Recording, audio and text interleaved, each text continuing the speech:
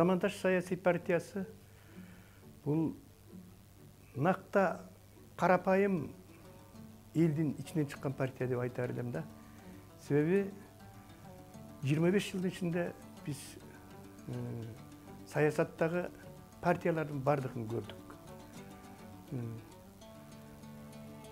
Ошоның ішінен ошол елдің суығына тоңып, ысығына күйіп, қай жерде қарапайым ел болса, ошол жерде жүрген Замандаш партиясы ушул парламентке келсе, ошо өзі аралашып жүрген қарапайым елдің мүддесін елге алып шықса, ошолорду ишке ашырса деген ойдо элем да.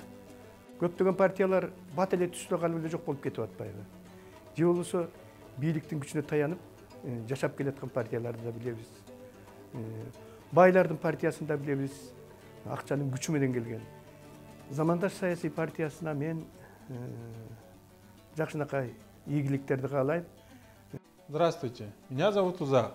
Я выбрал партию Замандаш, так как это единственная партия в своем роде.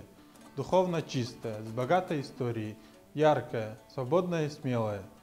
Замандаш всегда отличался своей открытостью к разделяющим идеи партии по развитию страны. А в последнее время партия обрела решительный и несгибаемый дух. Я верю, что Замандаш будет служить во благо народа.